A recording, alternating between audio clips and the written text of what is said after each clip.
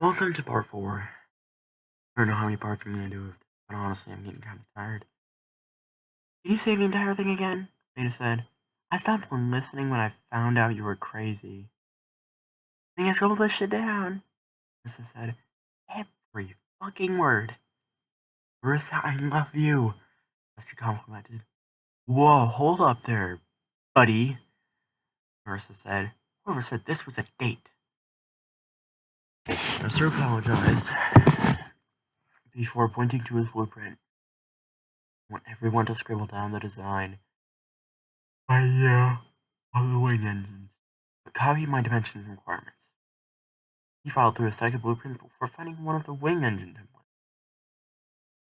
Meanwhile, Chester said, leaving, I'll see what food I have in the icebox and pantry the channel will fucking eat. While he searched in the pantry for an icebox for something with low salt content, he came across a recipe that a good friend of his donated for 20 gears. Like $5.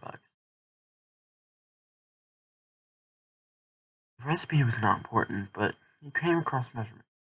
5 cups of flour, 3 cups of sugar.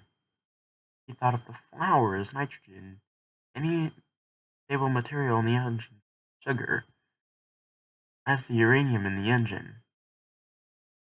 He did some calculations in the kitchen, found a chemical equation that produced a large amount of gamma radiation that allowed the engines to propel themselves at sub-hypersonic speeds.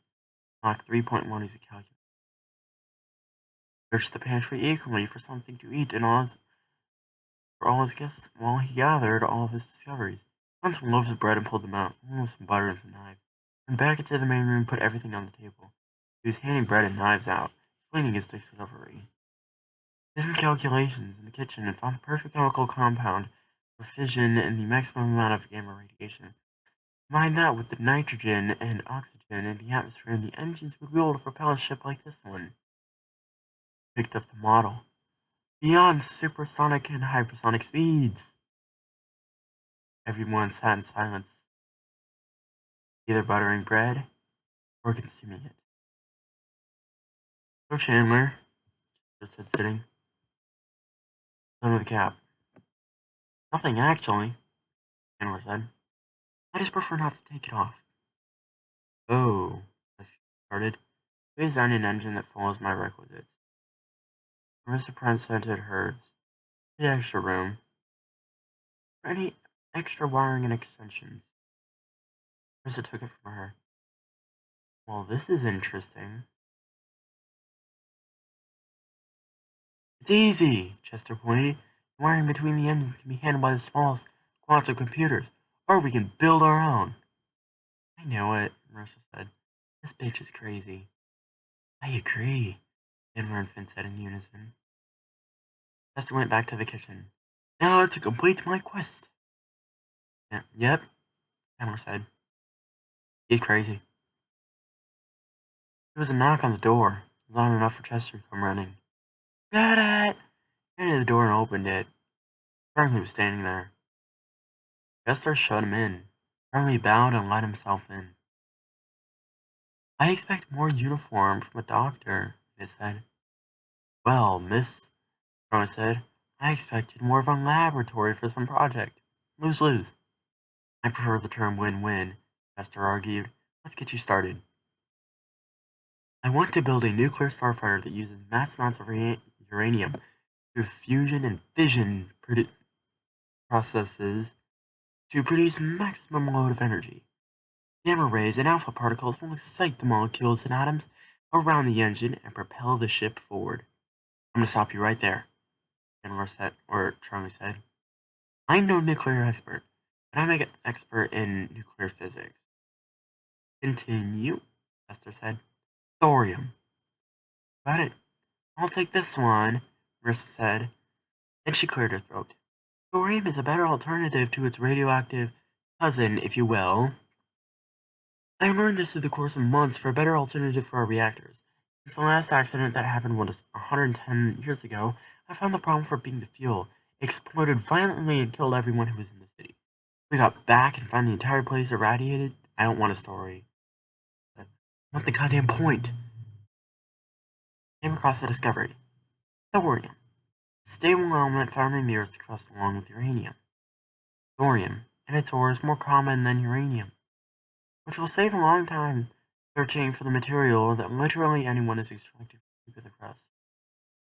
This whole place used to be a uranium mine. From the earliest form of the mines came multiple shafts that were later closed off into quarters for the crew. It could even be that this room we are sitting in was a mine shaft. I wouldn't doubt that, Chandler said. I already feel uneasy about this place. Anyway, Marissa continued, the thorium ore goes to the refinery. Like uranium, it gets refined. Thorium then heads straight to the reactor. It doesn't need to be enriched like uranium. Thorium itself is unstable and radioactive the second it's refined. I calculated quantities and worked with these to produce mass explosions. 10 pounds of thorium produced straight from its refinery is enough to blow up an exploration ship. Uranium wasn't explosive, nor radioactive. It hadn't been enriched yet, which is what was available to us at the moment. After running a few tests, I found the winner. Behold, thorium mixed with the nitrogen and oxygen in the air. Compound of 5 thorium fed into the reactor, along with 3 oxygen, of broken bonds, nitrogen, and a couple neutrons. That's enough to produce a throttle for this model to go from the lowest point of the city to the top and penetrate the ceiling leading to the launch bay. If thorium can't be weaponized as well, you will actually be able to shut down the fucking engine. Why wouldn't I be able to shut down the engine and land it?